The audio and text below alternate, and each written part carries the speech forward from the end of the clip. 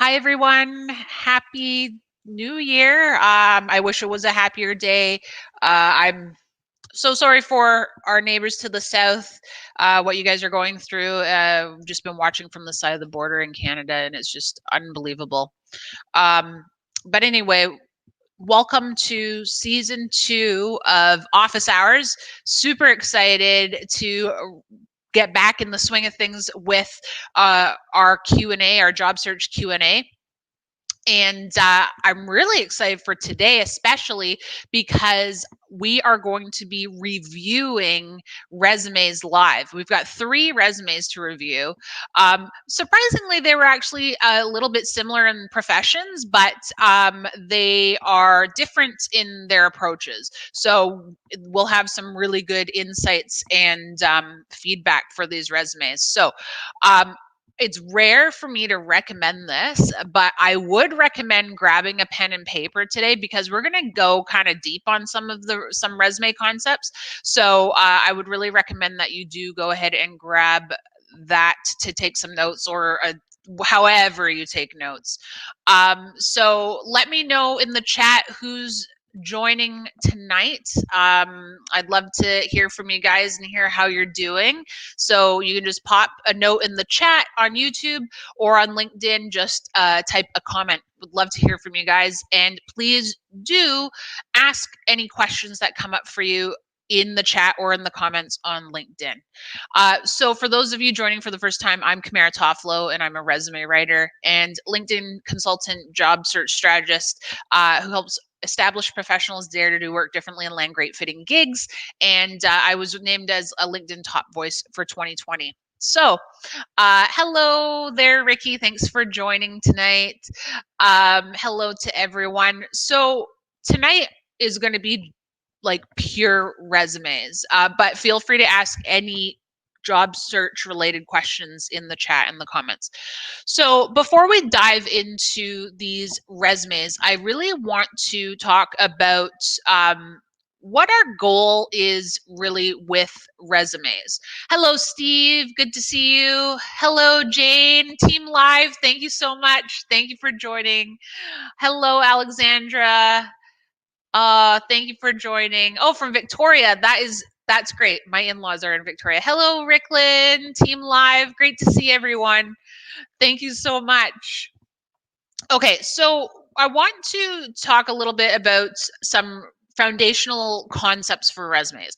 So when we're writing our resume, really our goal is to make ourselves like the slam dunk choice for recruiters to invite for an interview. Our job is basically to make their job easier. It's our job to demonstrate to them, to show them how we are someone that they should definitely be inviting for an interview.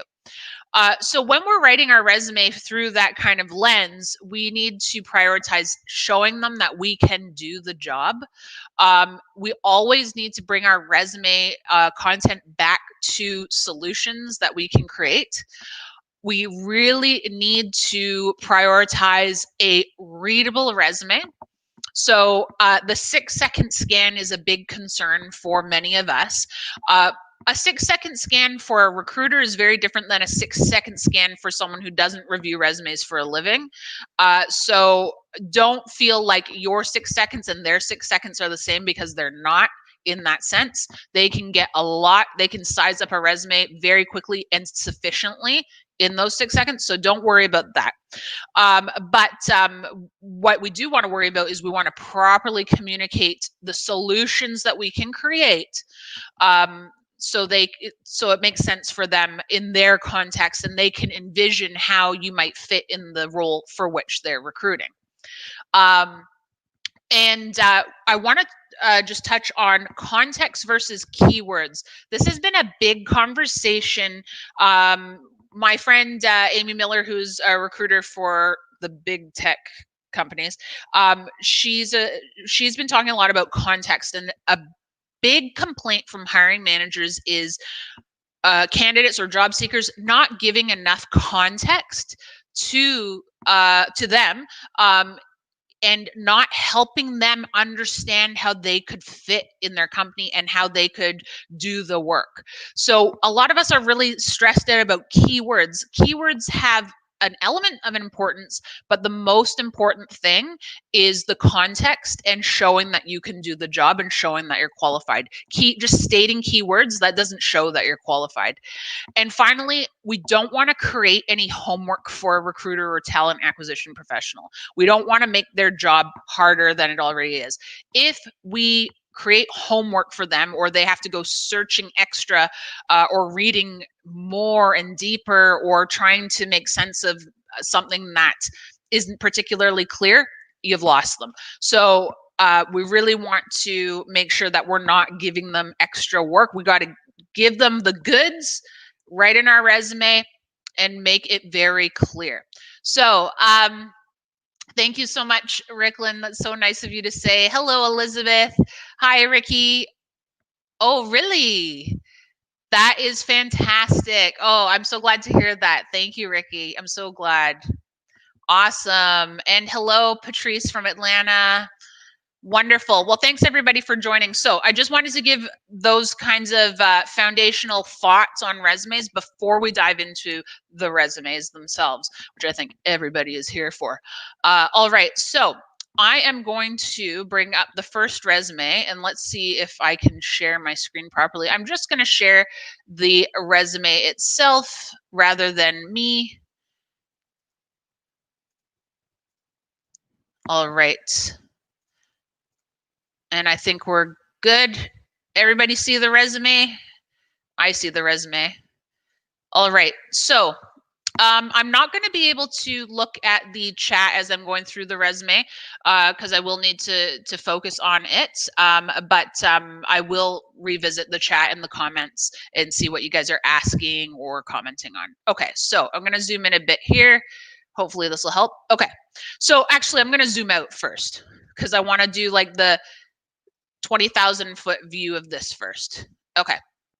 So this is a resume for a someone who is targeting a program manager type role in the IT space. So from a first impression standpoint, the structure is clean. So that's definitely a plus here. When we get a little further into the details of this resume, we can see where there's some areas that we need to beef it up. So I'm going to zoom in. One of the things that jumped out to me right away with this resume was having 10 years of experience. So 10 years of experience typically should be communicated on a 2-page resume rather than a 1-page resume. So the 1-page resume here gives a bit of a junior look and feel to the resume. So I would, in this case for this job seeker, I would be recommending a 2-page resume, and that will also provide the solution of providing more white space. We don't have really enough white space here. There's a lot of content in a small space. And so extra white space will really help a lot. The font is a little tiny at 10. I mean, 10 is sufficient, but 11 is where I like to live in my font sizes. And when I first looked at this resume, I noticed that the header here with the contact information was a little, the formatting was a bit odd, so we're going to get into that a bit. Generally speaking, bullets are being overused here. So my rule of thumb, or my guidance, I should say, not rule of thumb, when we're talking about a role is to use a very short paragraph to give context to the role itself, and then use bullets sparingly and strategically to highlight accomplishments. So that is what I would recommend doing here, but we're going to talk a little bit more about that shortly. And also there is a missing skills section, which I would put here. There is a technical proficiencies down here, but I would actually transplant that and move it up here to a skills section.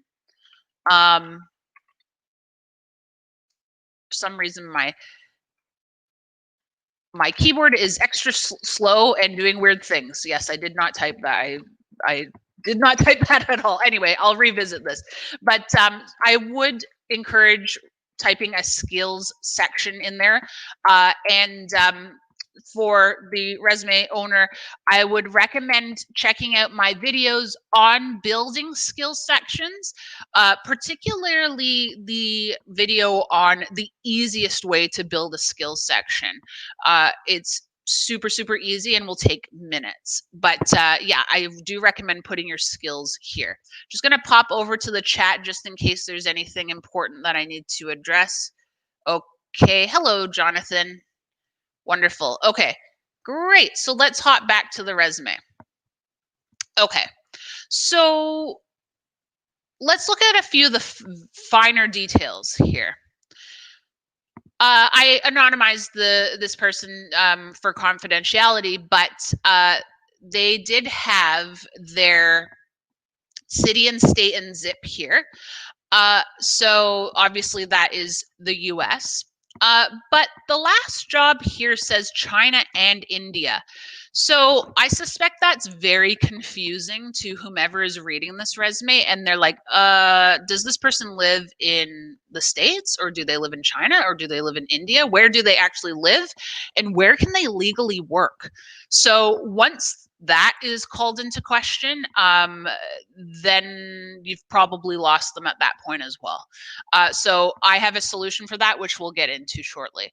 And in looking a little more at the header section, the email and the link to the LinkedIn profile, they were hyperlinked, I believe. I did take them out. And no, I don't think they were hyperlinked, actually. So we do want to make sure that our email and our LinkedIn URL are hyperlinked in our resumes. I have a video on my YouTube channel about hyperlinking these things, these items. You can check it out there. But one of the pluses was the LinkedIn URL was customized. So I was very pleased to see that. That's a great little detail with our LinkedIn profiles. And if you're wondering what I mean by customizing a LinkedIn URL, you can check out my video on customizing the LinkedIn URL, which is also on my YouTube channel. It's a really nice detail, great for your personal brand. Another thing I'm glad to see here is an actual title. So we know that this person is going after a program manager role. So that's wonderful. I just wanted to point out why I thought there was some strange formatting with the header. There was just some quite a few extra spaces. Looks like either tab or spacebar was used. So if you want to align stuff like on the, say, right-hand margin, like your contact information, I would just recommend making sure that you use the right justify or the align right. But to make it totally easy on yourself, I would just center everything up. It's way easier to deal with your contact information and name centered. So that would be my recommendation. Okay. All right, so let's dig in a little deeper here. Okay, for the summary here, we don't need a subheader. I would just get rid of that completely and just use the title. Anyone who reads a resume knows that this is your summary or your professional profile paragraph. Centering it up while everything else is left justified is kind of hard to deal with as a reader. So I would left justify all of this as well, rather than centering it up. It's just some added, it's an added difference to the text that isn't needed. And we just want to keep everything easy to scan. And readers do read from left to right, so we don't really want to confuse that process. Okay, and with the summary itself here, it's saying a lot of stuff that I think the job seeker thinks the employer wants to hear. So it's sounding a little like a job posting, and they don't want to hear that necessarily. So the way you show that you're qualified is through your accomplishments, which we'll get into in more detail. But with the summary, that is where you get to bring out a little more about you and the unique value that you can bring to the table, and how you create solutions, and what you're known for in terms of being a solution creator, the scope and size, and just the characteristics of the types of programs that you would be managing. Global scale, that's on the right track, but give them more in terms of more details so that they can really create a picture in their mind of the type of solutions that you create. You can bring in dollar value figures here if you can talk about your budgets, the size of your budgets. So something like program manager with success driving $100 million global programs across international territories, or what have you. Just go bold with the language, and really help the reader picture you doing the work. That's what we want to go for. Okay, so I'm just going to hop over to the chat real quick. I'm not seeing anything that needs my attention, so let's keep going. So as mentioned, I would recommend putting a skills section here. I'm not very good at typing today. So make sure you build that out for yourself. And so let's talk about professional experience. So this is the most important part of our resumes. So with our professional experience section here, we've got an end date of 2020. So we know that this job seeker, when I posted the call out for resumes, I asked specifically for resumes of those who lost their jobs due to the pandemic. So we know that was the reason. Believe it or not, it's not obvious to everyone why you might be unemployed at this point. It's obvious to me, it's obvious to you, but it's not obvious to everyone. And so we need to explain what you've been up to from September 2020 to now, and what you've been up to that isn't job searching. So if you've been volunteering, if you've been engaged in professional development, that's all good and important information that you can note here in a few different bullets. So I have a whole COVID-19 playlist on my YouTube channel that covers how like suggestions for how you can address career gaps that have resulted due to the pandemic. So you'll want to check those out, and you'll want to make sure that preceding your last role that you tell the reader how you've been spending the time since your layoff. Okay, also in that note, you're going to want to clarify your location. So if you say we're overseas, working in China or India, and because of the pandemic, things shut down, or you're forced to return to the US, you'll want to note that where you're explaining your career gap, let's say. We really need, like, this is a real point of confusion, I think, for readers. And you'll also want to clarify how it was China and India. So that would also be a confusing thing for a reader too. So yeah, you'll want to think about how you can really be clear on where your location was. Because I know that global scale and international, I think you mentioned something, global mindset, being a global having that global mindset is important to you. So it is important that you are clear on your locations, but also clear on how you've worked globally or internationally. Okay. Let's see. I'm just checking my notes here. Okay. So, because this was international, but this applies to even cases where the company you worked for wasn't overseas, you need to give context to the reader.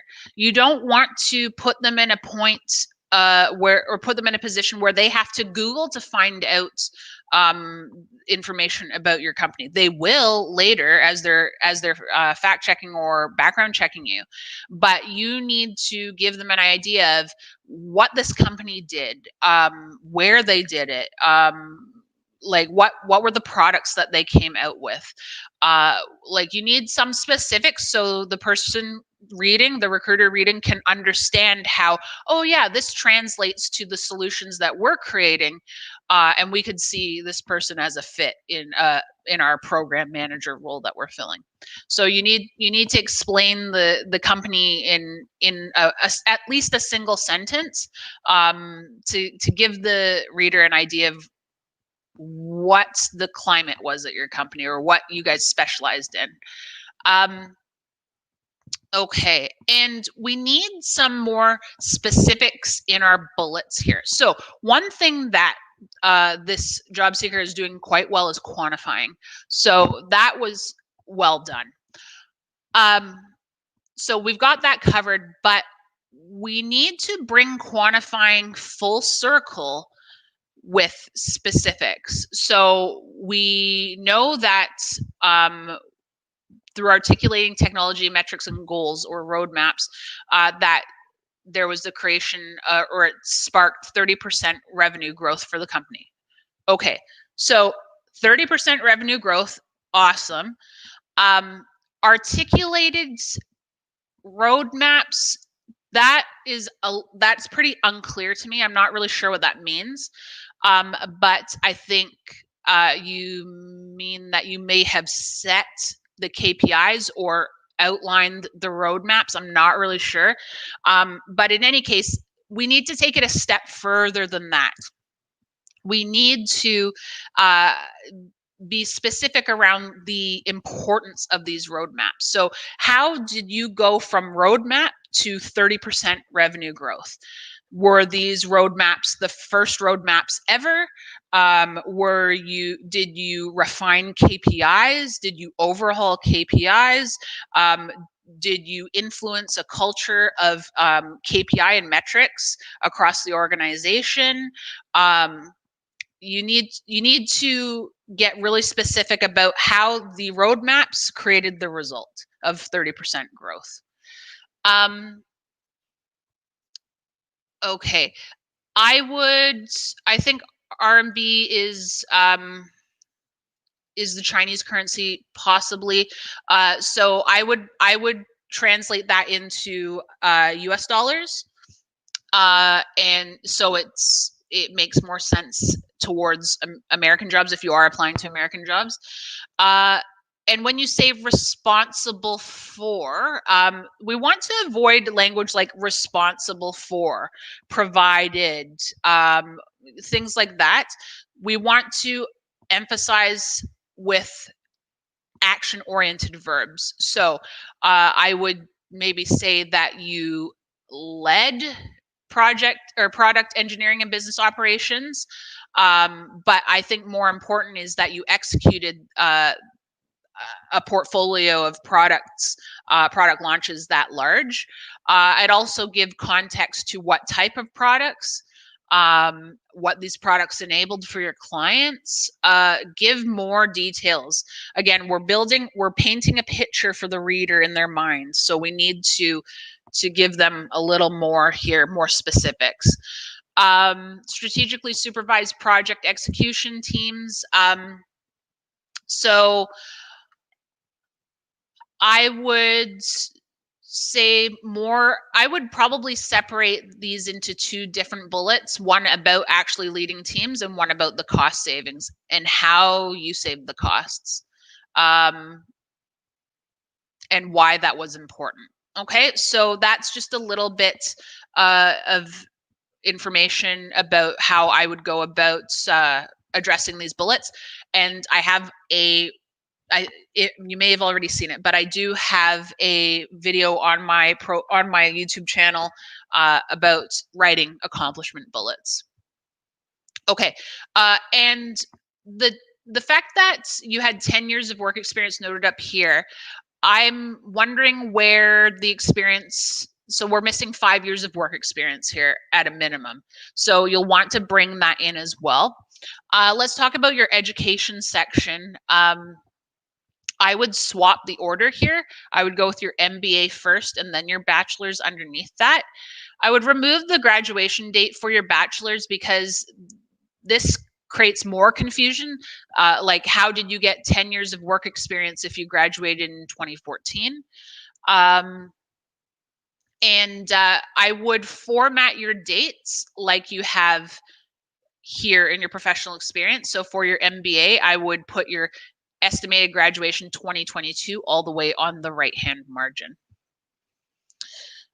Okay, and finally, I just want to talk about certifications. So with your certifications, you'll want to list the dates that you became certified, and format it like your education section. And also you'll want to list the certifying bodies. So for example, project management methodologies, I presume that's like Project Management Institute perhaps, or maybe another certifying body. You'll want to include that as well, like you've included the names of your universities here.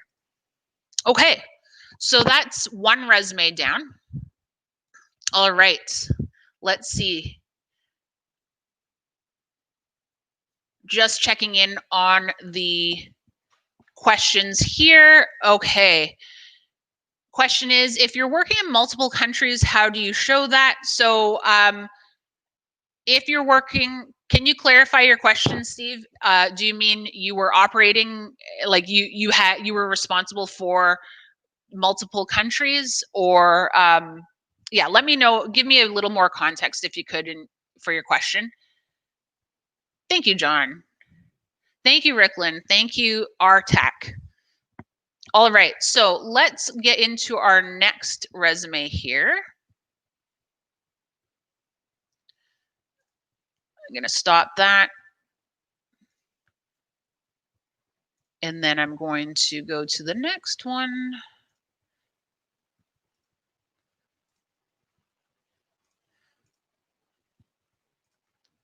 Okay, great. Okay. All right, let's see. Okay, looks like it's appearing decently. All right, so this is for a civil/structural engineer. Now, not an expert in engineering, but my initial thought is that civil and structural don't necessarily, they're not one and the same. So I think this job seeker will probably need multiple resumes, and highlight on the civil engineer resume more civil engineering related accomplishments, and on the structural engineer resume more structural engineering accomplishments. So I think that's what they're gonna need to do. But like I said, I'm not an expert in engineering, so let's talk about the structure. All right, I'm going to zoom out a little bit on this resume just to give the 20,000 foot view. All right, so structurally, we have a bit of a fundamental problem with this resume. It feels like a functional resume. The reason it feels like that is because of this it's top heavy. That's the best way I can say it. It's top heavy, and it's getting into a lot of detail on skills without the specifics. We don't want that. functional resumes are really not preferred by people in positions of hiring. It makes it very hard to get important information fast. So we want to move more to a chronological resume. This does embody some chronological components, so it's not going to be a really big shift. It should be pretty easy. It's not going to require a reinvention, in other words.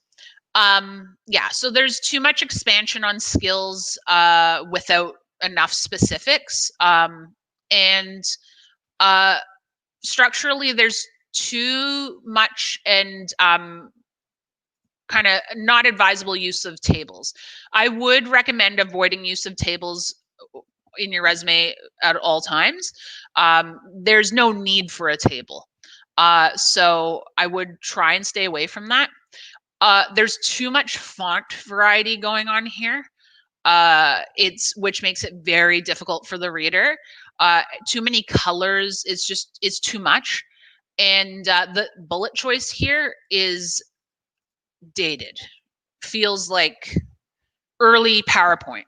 So yeah, we would want to switch up that bullet. Also, that bullet's a bit busy. So also makes it harder on the reader. Okay, so let's get into the header here. So yeah, shouldn't be in a table. We had two countries listed here, which were on two totally different continents. And so that was confusing. This is going to be very confusing to the reader as well. So if, let's say, you kind of split your time in between these two countries, you know, you can, like, theoretically you would have two countries in which you could be capable of working. However, you need to customize the section for the country in which you're applying. So if you're applying to the UK, let's say, you would include the UK location. Let's make it easy, London, UK. You would include your UK phone number, and you would leave off, let's say, your Australian phone number, and Australia as a country that in which you would be, or one of your locations. You just leave that right off. So you want to customize it to the country to which you're applying. Okay, and so the last thing I wanted to say about the header section is the LinkedIn was showing up as www rather than an actual URL with HTTPS. So that would be creating work for the recruiter to maybe able to predict it, but I've had trouble with URLs that are www without the HTTPS. So just make sure that when you are including your LinkedIn URL there, that you're including it directly from LinkedIn. So that's one little detail that I want to mention. Okay, so let's get into the summary. The summary here. Okay, so similar to the previous resume, there's a lot being said here, but not enough specifics about the job seeker, not enough unique and interesting things about them as a potential civil engineer or as a potential structural engineer. It's not particularly solution focused. We really need to make it clear to the reader the solutions that we bring to the table and the solution that we can create for them. I would recommend talking about, say, the range of sizes of projects that you've been involved in, or give a dollar figure, or if it was, let's say, a particular property that you were a civil engineer for, let's say, or a structural engineer, like a high rise, let's say, that you can give square footage, or I think I saw some substation projects in your history. So give more details around the is it measured in voltage, something like that. So give more detail around that. we want to have a good idea of what you're capable of, and the reader wants to know that you can do the work. In terms of the adjectives that are being used in here, top performing, adaptable, those aren't very specific, and you may be taken to task on that. Like, tell me how you were top performing exactly. Tell me how you were adaptable, and then that could be an uncomfortable interview question. And able to supervise. Sorry, I'm going to zoom in because it's probably hard to see. There's something here, able to supervise, and that's kind of passive language. So I would not say able to supervise, but lead. So lead site teams, et cetera, or speak about your leadership, your leadership style or leadership approach. So this bit, feasibility studies and all this, we really don't need to show the skills this way. I would much prefer to see the skills listed like this. Although we have just way too many skills listed here, they're starting to get diluted. So with the skills, you want to tailor these to each application. You don't want to just have a dump of all of your possible skills here. It just starts to become irrelevant to the reader, especially if, let's say, they aren't looking for, I don't know, they aren't looking for site supervision, let's say, then why include it? So we want to only include what's relevant to them. Okay, and I would recommend avoiding a slash here. So I would say it's better to use a vertical separator. Sometimes slashes get kind of discombobulated given the system that that is being used by the recruiters. So yeah, I would use a vertical separator. Excuse me, sorry.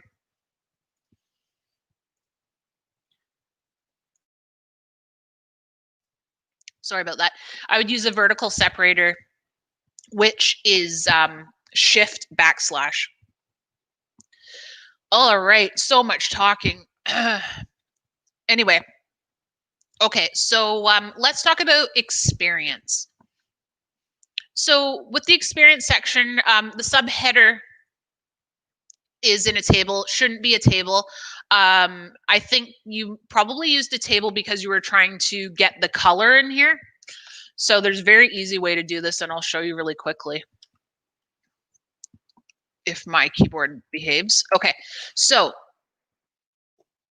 if you were typing experience in here, but I would actually call it professional experience, and you wanted to make that bold, and you wanted to have that blue behind it, this is where shading comes in. Borders and shading, and then you would pick your blue, and then that's the awful blue that I just chose, but that's what you would be doing instead. And then you can also put the border, you can put the borders on either side as well. So whatever. Anyway, so in one of my resume formatting training videos, I do go over this process, so you can have a look at that as well. But yeah, take that right out of the table. We don't want to use the table. Okay, so similar to the other resume, we've got an employment gap here. We have to address it. We need to explain what we've been doing since that role ended and what we've been doing that isn't job searching. For me, because this job seeker is going after civil or structural engineering roles, I'm a bit confused by the term research associate. Not sure how that works. I can't remember if the company name, the organization they worked for was an academic institution or not. But if it wasn't, I'm not sure how that would work.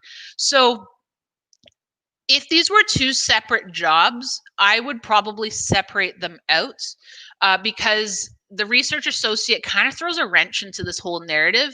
And so I think the reader would probably be getting confused at that point, and how that fits the direction and career of someone who wants to be a civil and structural engineer.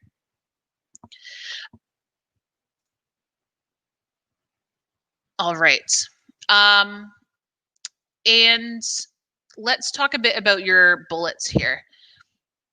So we do need more specifics with your bullets. There's one thing that I highlighted up here where you are quite specific, and I think that's great. I would probably just say as large as rather than the tiny one. But we need more of that brought into your work experience. We need more quantifying. We need more specifics overall. If you were a freelance structural engineer and you had different clients, by all means, keep the client names confidential, but describe each of your key projects as best you can. Again, we're painting a picture for the reader. They want to see you fitting into their organization and how you can create this similar solutions in their organization. Give the scope of the projects, give specifics around what you enabled through your work as an engineer, what business solutions you enabled, or what the resulting build was, and what that build enabled for a community or a company or the client. Just get really specific here. We don't want to just say, so I'm not going to talk about the research, but so designed to fiber reinforced polymer precast concrete structures according to these standards. Okay, so once you design that, what did that enable for your clients? What did that give them? What was the, like, if there was a revenue figure involved here, what was the revenue potential for creating this structure? So whatever metrics you can bring into it will be very helpful. Continuing on with your work experience, I noticed that you have a gap between your civil and structural engineer role, 2012 to 2014. I suspect you were in school, but you need to spell this out in the resume at this point. So you need to say that you were studying. So completing, let's say, Masters of Science in engineering or Masters of Engineering, and then give the date range so it doesn't just look like a career gap. Okay, and again, similar feedback for each of your other engineer roles. We want to give more specifics about the work that we did, bring numbers into it if we can. You did that here, which is good. You're on the right track. We want to give a little more context to the work as well. So going back to the format that I do recommend for each role, which is a small paragraph, so 3 lines or so describing your role, and then using bullets sparingly and strategically to highlight your best accomplishments. Okay, I'm going to continue on and look at your education section. Again, put your subheader into the body of the document. You don't want it in a table. And I noticed that you have a variety of awards down here. So you'll want to integrate these awards rather than having an awards section. You just don't need it. Move the awards as bullets under each of the degrees or whenever you won those awards. All right. And finally, my time here. So I would probably say you just don't need this section. I don't typically include personal information on the resumes that I create, but you know, if you have the space and it's relevant to where you're headed, sure. But what I would definitely get rid of is this pie. Is that a pie chart? I don't know what the proper name for this chart is, but get rid of that chart because it's hard for the reader to look at the legend and then like look at what A is and then, oh, A is, I don't know which orange, this orange. And so, okay, so that's how much time that you use with, or that you spend with family. And then personal development B, which is yellow, which is that amount. Okay. So a lot of work for very little to no benefit for you as the job seeker. So I would just scrap this entirely. Okay. So that is what I wanted to say about that resume. I'm just going to hop back to the chat. All right. Let's see. Okay, Steve, I just wanted to get back to your question. So when you're listing accomplishments to paint a better picture for the reader, this was about multiple cities, right? Should you specifically provide examples to, oh, sorry, that wasn't about the cities, but let me know about that. But I'm going to put your question up here. When you're listing accomplishments to paint a better picture for the reader, should you specifically provide examples to basic qualifications? How do you know what the recruiter is really looking for? So you should provide examples for their required qualifications. So the qualifications that are most prominent and highest up on the actual job posting. Mind you, a lot of job postings are poorly written, but that's another conversation. But yes, you need to scrutinize job postings to identify the skills that are required of you as whatever your target is. And then you need to list those as skills in the skills section on your resume, and then back up those skills with actual accomplishments, actual stories, actual results that you created. Okay. Hello, Dan. All right, Derek, can you get away with not including the months with your experience? Yeah, that's a good question. So it's not preferred. And you shouldn't have to just put the years, because if you're using my approach for addressing career gaps, you can easily use months and years. So you bring up a good point, Derek. When you are just using years, it does look like you might be trying to hide a career gap. We really want to avoid giving that impression. Okay, Chris. You said no tables, but that being said, what is the friendliest format for ATS programs? Okay, so yeah, no tables, because it can get a bit discombobulated. The format that's best is keeping everything in the body of the document. So the last resume we were looking at was a very good representation of something that will be digested well by the ATS. But I want to point out, though, that we give the ATS, just generally speaking, the ATS is given a lot more credit than it deserves. It's not as smart as people make it out to seem. It's not a robot. It's not auto rejecting your resumes. And I mentioned Amy Miller before. I really recommend you check out her channel if you haven't already. And she debunks a bunch of ATS myths. I debunk a bunch of ATS myths on my channel as well. Like, don't overly stress about the ATS, because it's not as involved as people make it seem it is. So just wanted to leave you with that. Okay. All right. So let's go to our last resume here. Okay. All right.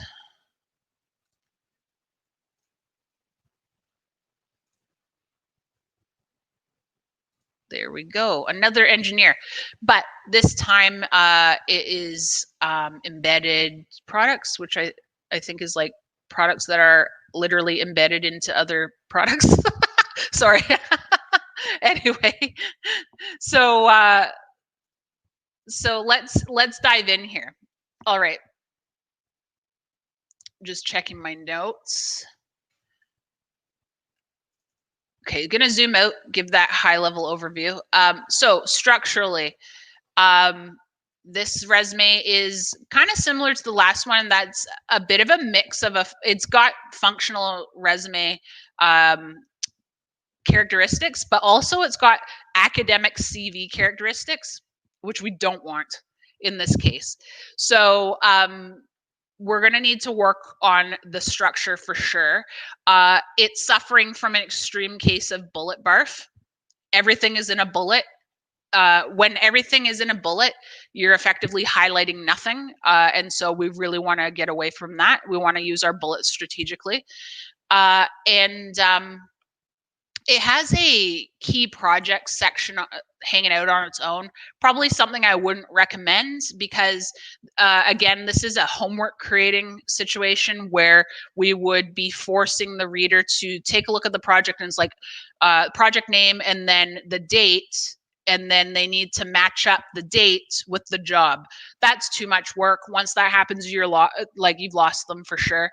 And publication, there was a publication section which I would probably cut entirely because that gives it a very academic feel.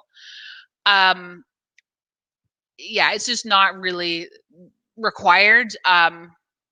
You could include possibly like a media section, but I stripped out all the publications here for confidentiality, but they were formatted like you would format it in an essay in university, like how you would properly cite an academic publication. We don't want to do that. That's very, very unapproachable to most readers.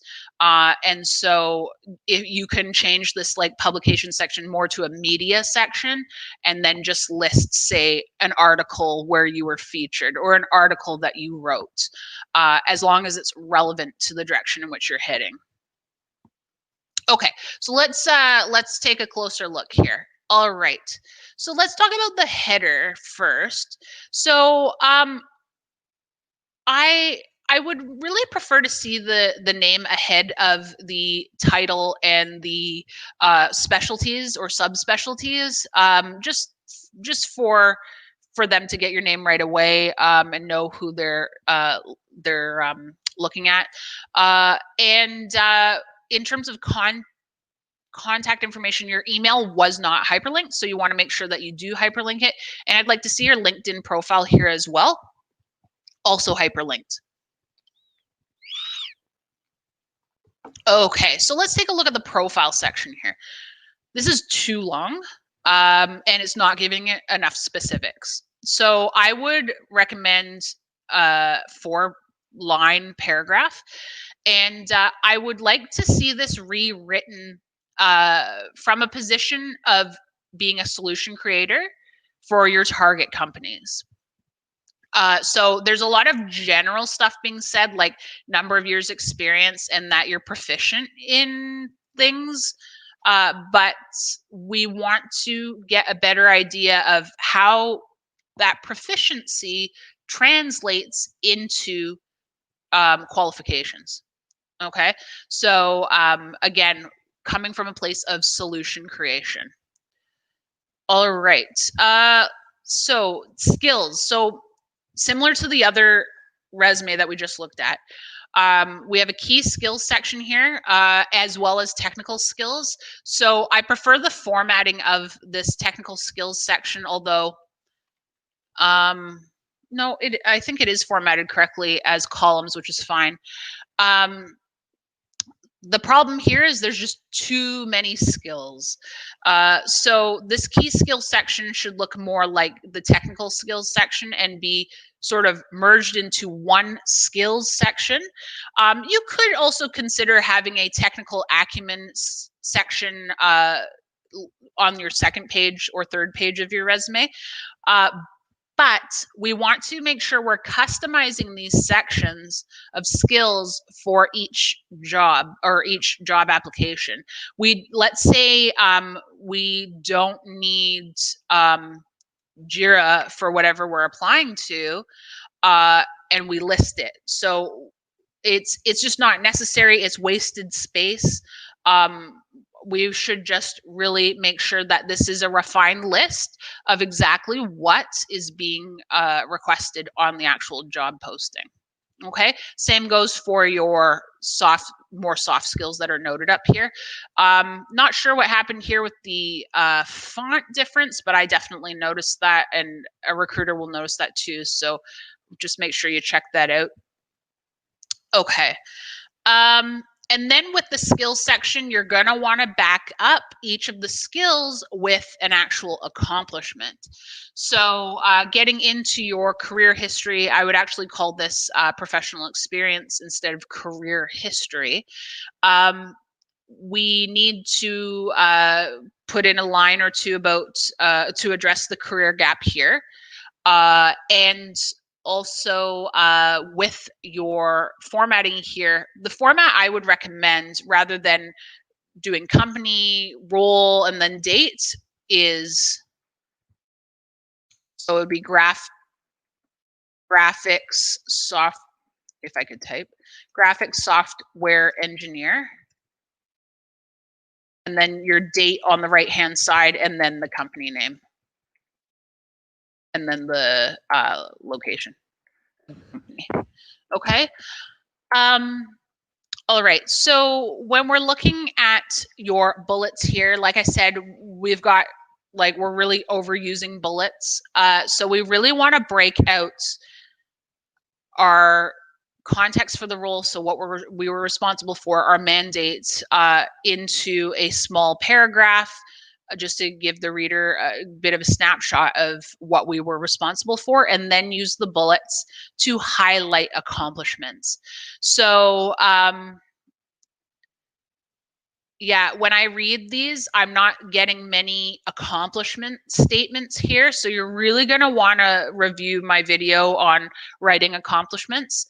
But I can see a few that could be transformed into accomplishment statements. So worked extensively with partners fixing issues or developing feature sets on processor graphics devices. So I would pick the best fix that you created in collaboration with your partners, identify it, talk about what it was, and in fixing it, how much money you saved, how much time you saved, if you saved an entire account, let's say, like if a client was like, you guys screwed this up, I'm out of here. If your fix kept them on board, say that. We need to really bring out the impact and the outcome of the work that you did. Here's a good accomplishment. So you won the Spontaneous Recognition Award by contributing above and beyond normal duties. What does that mean, though? Let's get specific. So lots of specifics needed here. Really also want to get into the scope of your projects. We do have your projects down here as well. There's some font issues here again, but with your projects, when you are describing the scope, you'll want to actually transplant, let's say we're working with this project here. You'll want to describe the scope so the reader has a good idea of what you did, and then transplant this description of this project up to where it actually lived, which I believe was up here. So that way we're not forcing the reader to bounce down here and then bounce up here and then bounce down here again and then bounce up again. Like that's just too much extra work. So anything you accomplish that you want to highlight, you need to put under the job in which you accomplished it. Okay. And with your education, this is getting picky, but I would just swap the order here. So put your credential ahead of your actual school. With your certifications, I would indicate when you got certified, like I was recommending for the first resume. And that's yeah, my feedback for this resume. And you can did I mention you can remove the dates here of graduation? Okay. All right. So, wow. That was a lot of information. All right, let's check your questions. What questions do you guys have? All right, Steve, I see your question here. When you do have a job gap, where do you put the, let me put this up here. When you do have a job gap, where do you put the what you've been up to besides job applying? Should you just list why you're laid off? You can say, yes, I would recommend saying that you were laid off due to pandemic corporate restructuring or cutbacks or whatever. So the person has context for that. And then in terms of what you've been doing, just give a one-liner for what you've been up to. That isn't job searching, like I said. So check out that video. Check out my playlist, my COVID playlist on my channel, because I actually walk you through writing explanations for career gaps. And I'm not talking about long explanations. I'm talking about like one line or two lines, like nothing major. But what's important is that you have those details there, as well as the date range for which you've had the gap. Okay? All right. Thank you, Chris. I appreciate that. Thanks, Don. I appreciate that too. Any other questions? There's a bit of a lag between me and actually seeing your question.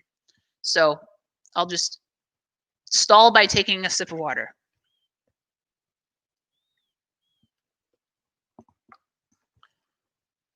Hi, Rajesh. Thank you so much. Happy New Year to you as well.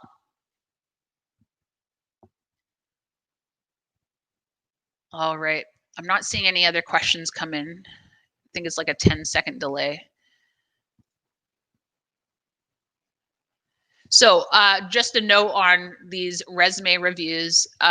This is a monthly installment. So every first Thursday of the month, I'm going to review resumes. I am prioritizing reviewing resumes for people who are currently unemployed. I started with people who were unemployed due to the pandemic. I'm going to open it up to a different profile of job seeker next month. So keep an eye out for my call out requesting resume volunteers. And thank you to the folks who volunteered their resumes today. I really appreciate that. And I hope that this was helpful.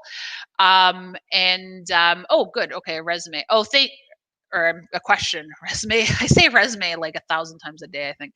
Alexandra, thank you so much. Yes, please do watch my other content too. Chris, many people, here we go. Many people want to highlight the recent receipt of a degree. Do you ever put education towards the top? That's a very good question. Okay, so like with the first resume we were looking at, where they were currently doing their MBA, right?